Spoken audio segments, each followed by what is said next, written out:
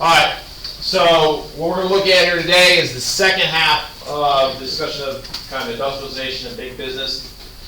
On Friday, I had talked about industrial development, big business. We talked about more on the production side, the owners.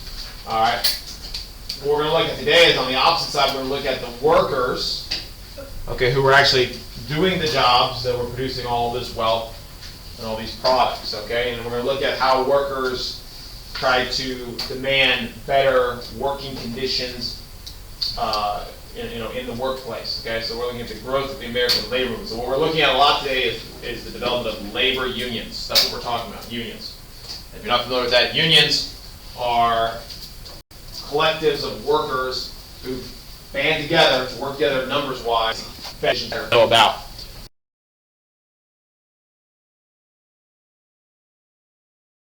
Alright, so first thing we want to look at is how was work changing?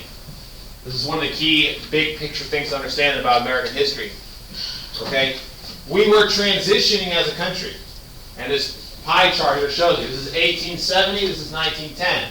The key thing to look at on this chart is right here. Okay? In 1870, the majority, half of the nation were employed as farmers in agriculture. Okay, so half of all Americans made their living by being a farmer. Okay? Now, as we progress into the 1900s, the 20th century, you'll see that that's going to shrink. Here it's 31%. And not only is agriculture going to shrink as an occupation, but we're going to see manufacturing and construction is going to grow. All right? As well as commerce, trade, things like that, mining. All right? So here's the big shift that you need to understand. You don't got to remember all these percentages and numbers, but here's what you do need to know. As a nation, at the turn of the century, which means from 1800s to 1900s, more and more Americans were finding themselves being employed in industry. In addition to that, we'll talk about this later, is that more and more Americans were moving to cities where those industrial jobs were. So people were living in cities and they were working in factories more than ever before. That's the big change in America at the turn of the century. Okay? So since more and more people are going to be working in factories and things like that, they're going to have some unique challenges that farmers didn't have. All right, and that's what we're going to be looking at here today. What were the challenges that industrial labor faced, and how did they meet those challenges? That is the big picture question we got to answer. So here it is. Let's lay it out. All right.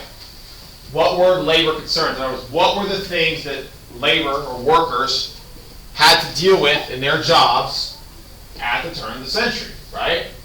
So here are some of the things. Long work days. Okay? The average work day today is about 8 hours long. That's the average for most Americans. Okay? At the turn of the century in industrial work, it was not unusual for the work to be 10, 15 hours long, which is incredibly long to do it. There were no laws at the time designed to limit the work day. The 8-hour workday that we have come to kind of accept as the norm today did not exist in the 1800s. Right? There were no laws regulating business like we have today. Okay. Additionally, competition with immigrant and child labor.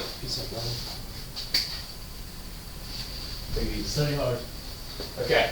So they were competing with immigrant and child labor. Okay. Children were also working. We didn't have child labor laws. So children as young as 8, 9 were working in factories, and I'll talk about that here in a second. In addition, large numbers of immigrants were coming to this country at this time, which we'll be talking about later. And these immigrants were also competing with native-born Americans for jobs. So many American workers were having a hard time not only finding employment, but if they did find employment, they found that they were getting paid less because the people they were competing with would accept less wages. Immigrants and children were normally paid less, therefore most American workers had to accept less as well. Okay, which goes to the next point, low wages. People were being paid very little. All right, and I talked about this before. The reason being is they're in unskilled jobs. All right, which meant they were easily replaced. If you did a bad job, you could be fired, and they could do the job just as well as you. Therefore, you were easily replaced. Therefore, you could be paid less, and no one would care. All right, dangerous work conditions. There were no laws back then saying that the workplace had to be safe like they are today. Today, you have a job. It is required by law that the workplace you work in must be safe. If it is unsafe, the government can shut it down. This is why we have fire exits and sprinkler systems and all these other things, right? All right, so ensure the workplace is safe. Okay, and then lastly, we saw people, their job satisfaction was decreasing because the job they were doing was becoming more and more mechanized. Work was boring and tedious. You sat at a machine and you did one repetitive task all day long for 12 to 14 hours. Okay, that sounds like misery to me. Okay, and it was. The job satisfaction that people once had of making a product from start to finish and being a skilled craftsman, that was going away because machines were taking over. So people were working long hours, doing tedious, and in some cases unsafe work. So it does not sound like a pleasant time to be a worker, and it was not. It was not, okay? So these are all concerns that labor had. The question is, how are they going to ultimately address them? That's what we'll be looking at here today.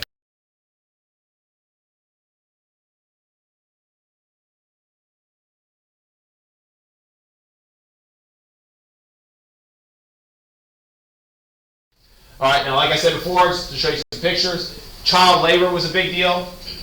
As you can see from these pictures from the turn of the century, very young children were in the workplace. Pictures are all from textile mills where they produce cloth and things like that. And you can see the kids, I don't know how old they are, but they don't look much older than 10 maybe, working on machinery.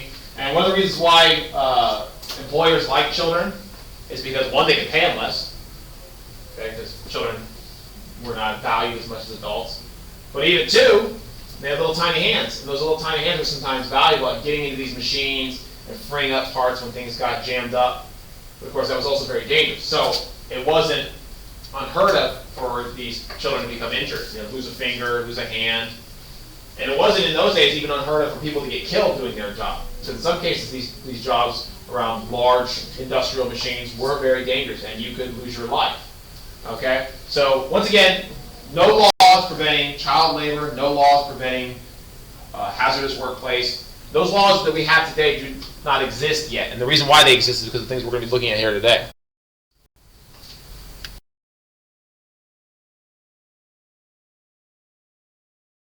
There it goes. Okay, it skipped over. Anyway. All right. So imagine you're an industrial laborer, okay? And you are enduring all these conditions. What can you do about it? Well, there's not much you could really do. Because when it came to power, and this cartoon kind of symbolizes that, when it came to power, your employer, the businesses, they could fire you whenever they wanted and replace you with someone else. There was tons of other people who needed the job, so you could easily let go. And if you were a worker like this guy over here on the right, you didn't have any power to make demands. If you went to your boss and were like, hey, you got to pay me more, you'd probably get fired. Okay, you say, hey, I want to work less hours. You're fired. Okay, bring in the next person. Now you go to work. Got a problem with that?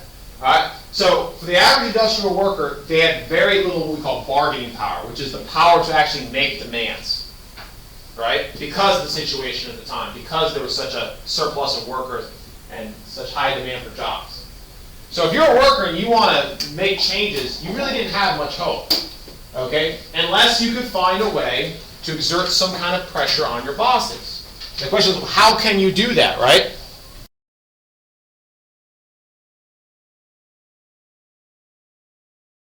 So the answer was through collective bargaining, which is the basis for all unionization today. That's a very important vocabulary term this week. It's on your study guide. You need to understand that. Collective bargaining is the very basis of all labor negotiations even to this day. Okay? Labor unions could not exist without this idea of collective bargaining. Okay? So collective bargaining is the idea that workers should band together as a group to collectively make demands of their employers. As an individual, you ask for demands as a group, because it's far less likely as a group that you will be fired for making demands than you will be as an individual. Okay?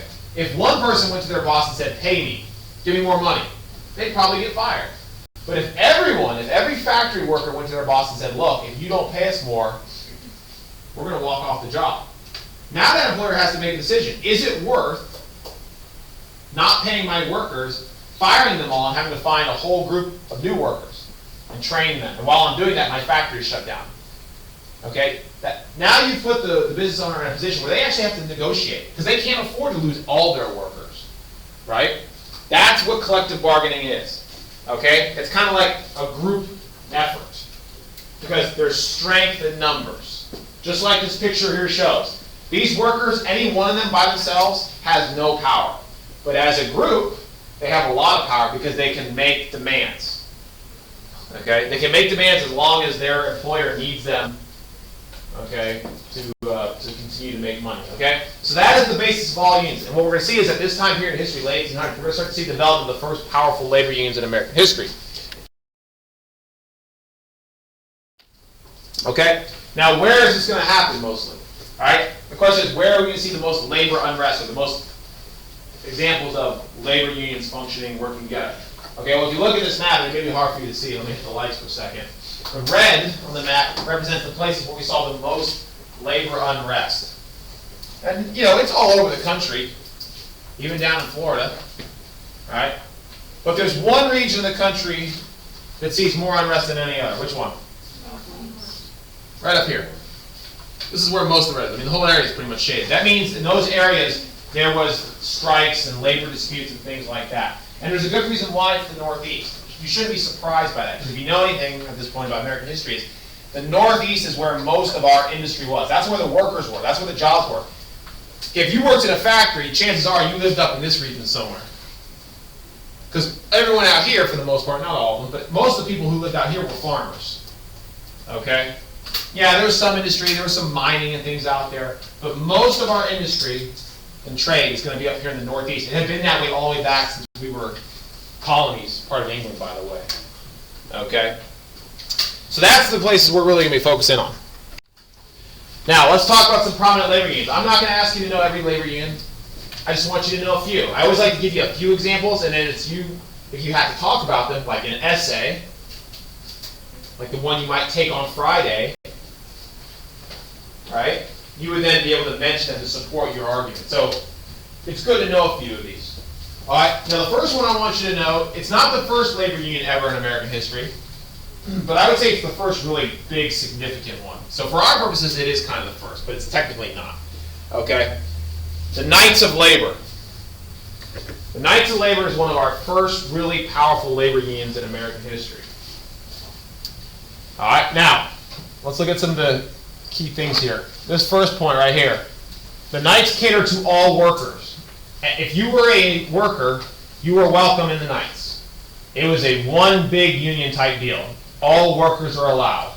The reason why is because they thought by casting a wide net and getting as many people as possible, the union would have more power. More numbers, more power. Makes sense, right? That's the whole basis of collective bargaining. If you have more people, you can bargain more. All right, now what did the Knights of Labor want? Things they wanted. 8-hour workday. Okay? The fact that they wanted an 8-hour workday lets you know that that was not the norm back then. I already told you the norm back then was a 10 or 12-hour workday, depending on the industry. But it wasn't also unheard of to hear people working 14-hour days. Okay? That doesn't really leave much time for anything else, does it? They wanted the abolition of child and prison labor. They didn't want to have to compete with children or prisoners. Prisoners were like slave labor back in those days. How can you compete with free slave labor? You can't. And so they wanted that gone. This is interesting. Equal pay for men and women. Okay? In the 1800s, they were demanding that women get paid the same as men. This is a thing that we still are challenged with today. You know, studies show that women, on average, are paid less than men for the same level of education and experience. So we're still trying to remedy this problem almost 150 years later. And they were fighting for it back in the 1800s. And then lastly, in the workplace, they demanded the voice men be safe and not hurt them or kill them. Doesn't seem to be that, you know, too bad a demand. Like to say, hey, I don't want my workplace to kill me. Imagine that. Okay? So their motto was, an injury to one is the concern of all, meaning, you hurt one of us, you got an answer to all of us. And that right there, I think, more than anything, sums up what unions are about. We're all in this together. We're going to defend each other. Even if the employer does something that doesn't hurt me personally, I'm still going to go to bat for my friends in other jobs because I know they'll come defend me if the time ever comes. That's the whole idea behind unions and the labor movement. Okay? It's kind of like workers versus management, stay together, work together. Okay? So that's what the Knights are all about.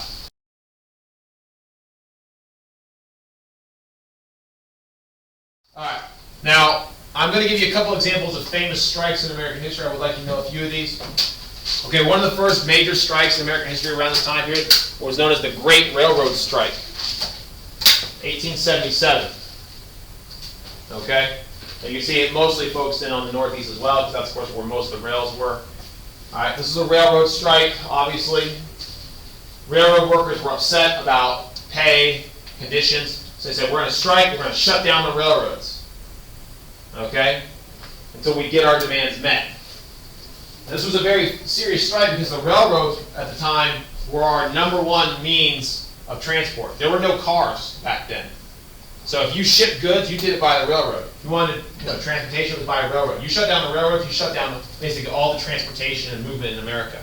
It'd be like if tomorrow, imagine if all the airports tomorrow, all the airline workers went on strike.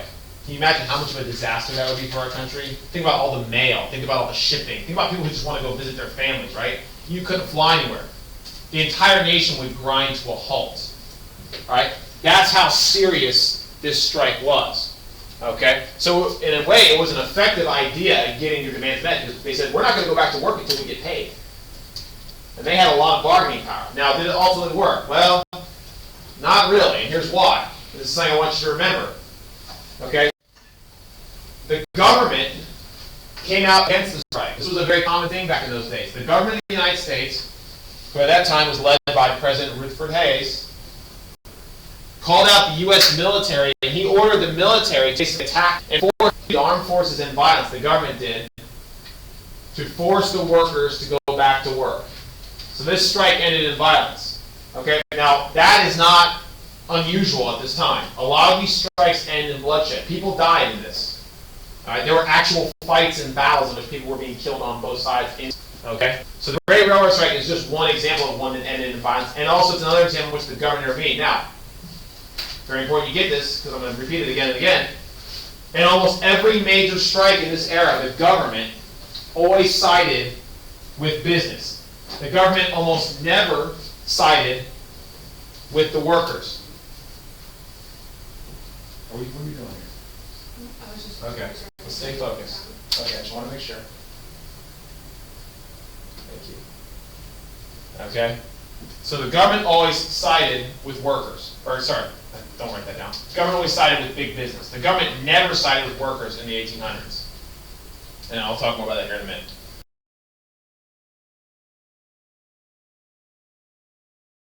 Right. Another example of a very violent strike. The Haymarket Square Riot, also in your book. This was another protest and strike. Workers, once again, protesting and striking wages and working conditions. This one ended in violence. When the police showed up, someone bombed. They blew up police officers as well as some of the people in the crowd who were protesting working conditions. All right? So just another example of how these strikes oftentimes turn violent. Okay, when you think of strikes today, you probably don't think about violence between the military, the police, and things like that. Although we do see violent protests still today. We have violent protests periodically. But not usually when it comes to workers striking. That's usually not the case.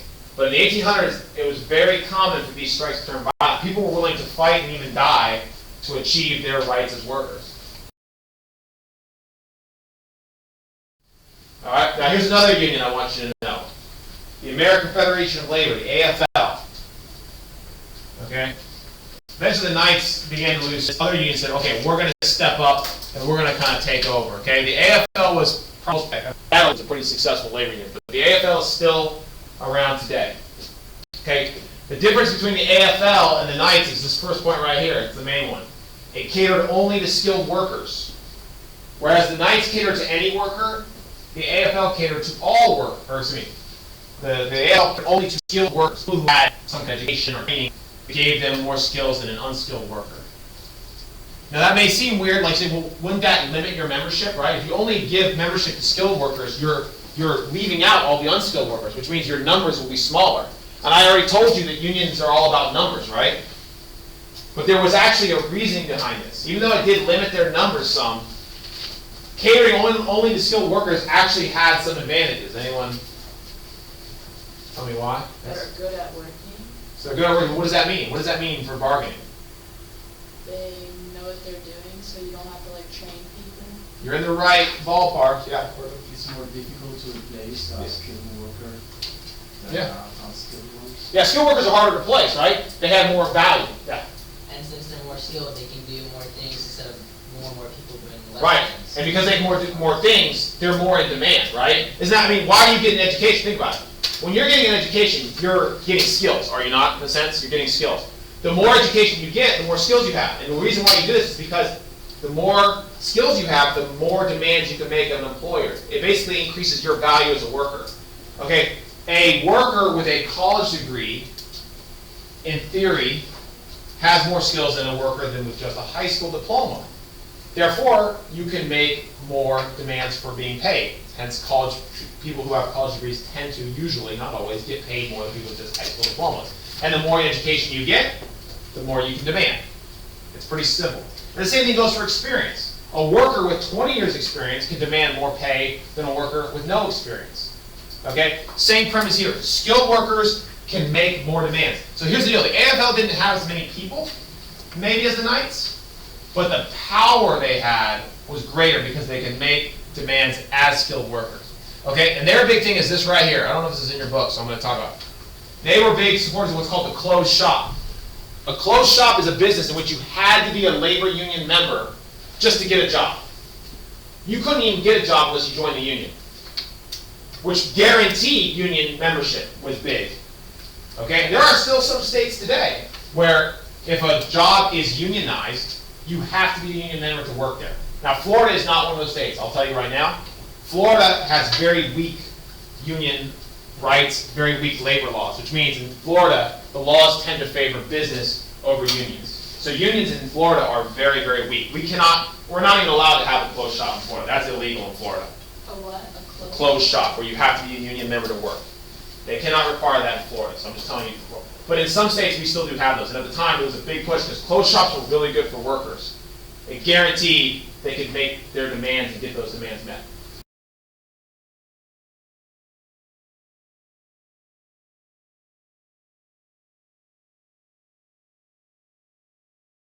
All right, a couple other examples. I'm almost done, so bear with me. Homestead Steel Strike was another famous strike. Okay, this one obviously had to do with steel plants. It actually happened at Andrew Carnegie's, one of his steel plants, called the Homestead plant. And as you can probably tell from that picture, this one also ended in violence. Carnegie, when he found out the workers were going on strike, he hired a private army. He actually hired private soldiers known as the Pinkertons. Pinkerton Detective Agency. And he hired them to go and attack the workers in order to break up the strike and force them back to work. So a large-scale battle actually erupted between the workers who were on strike and this private army, and people on both sides were actually killed in the fighting. This is the kind of stuff that went on back then. All because people said, I want to get paid, I want to work, a reasonable work day. Yes, Todd. Who was it that hired them? Carnegie. It was one of Carnegie's plants. It was Carnegie's manager that actually hired them, but in a roundabout way, it was Carnegie himself. Okay. All right, here's another one. I think this is the last one I'm going to mention. The Pullman strike. This is another famous strike. This was another railroad strike, just like the one in 1877. This is another railroad strike. Once again, workers were mad. Basically, their benefits were being cut. Their wages were not increasing. They said, enough's enough, we're going on strike. So what do? They shut down the railroads again. This time, they purposely left railway cars on the railroads and refused to move them, to block the railroads so no one could use them. So this was not just a strike, but in many ways, it was an obstructionist protest. They said, pay us, okay? Pay us and we'll go back to work, all right? And once again, the entire nation was shut down. And just like the previous railroad strike, it ended the exact same way. The President of the United States, this time President Cleveland, Grover Cleveland, he called out the military and said, this ain't gonna fly. And he told the military to go in and break up the strike. So the military once again went in, using violence, broke up the strike, and forced the railroads to be reopened.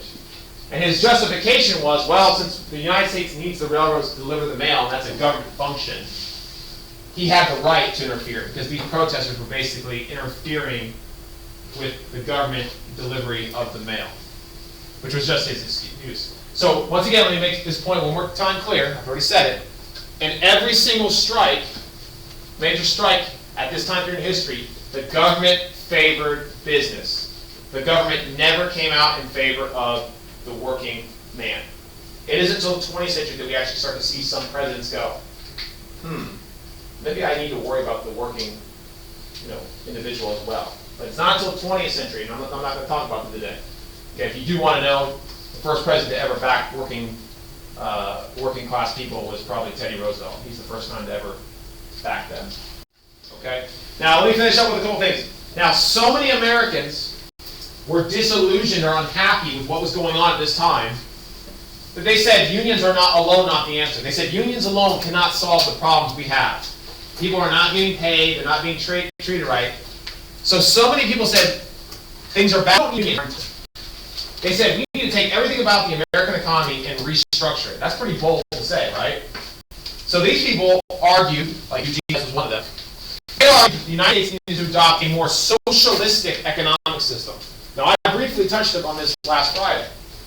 Our country, at the time, and today still the case, is a mostly capitalistic,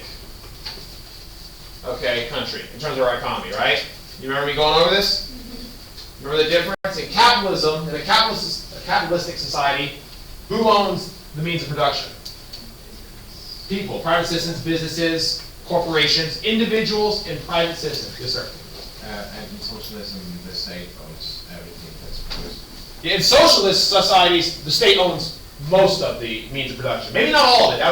That would be what we call communism. Communism is an extreme form of socialism. But yes, socialism would mean the government or the state would own the means of production. And once again, I told you last week, very few countries ever are all one. There's never it's all the way capitalistic. Usually you fall somewhere on the line. Now, I told you last week the United States was a mostly capitalistic society. What the socialists were arguing was they said, look, we need to move more towards socialism, more to the left. Because what they said was, if the government owned and operated the businesses, instead of these private individuals like Carnegie and Rockefeller, the government could run them not to make money necessarily for a few individuals, but to make money for everyone. The socialists said, take the businesses away, give them to the government, and then the government can make sure that the money is more evenly distributed to the masses. Right? So instead of a guy like Carnegie making billions of dollars, they said, let the government take it over and spread that money out amongst all the workers. Right? Doesn't that make sense? If you're a worker at this time, doesn't that seem like something that they would want? They want to get paid, don't they? Now, this was a pretty radical demand because, once again, Americans were used to capitalism. So for them to demand that we restructure our entire economic system, that was pretty radical. Now, did we go socialistic? No, we didn't. But the influence of people like Eugene Debs and the socialists over the course of the 20th century, we'll see some aspects of the American economy be socialized. Today, we are a majority capitalistic system, so don't misunderstand what I'm saying. But we do have some socialized aspects of our economy, things that are actually owned and operated by the government. I can think of a really good example that you're real familiar with. What's one socialized aspect that you're really intimately familiar with right now? Public schools, right? Public schools are owned and operated by the government, are they not? They're paid for with tax dollars, right? So that's socialized. The police are socialized. The U.S. Postal Service, okay? Anything that's owned and operated by the government for the benefit of the public, not just to make money, is a socialized business.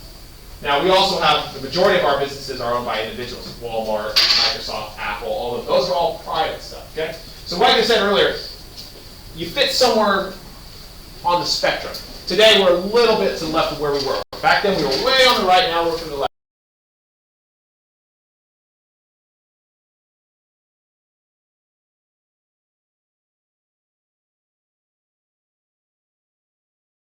Hold on.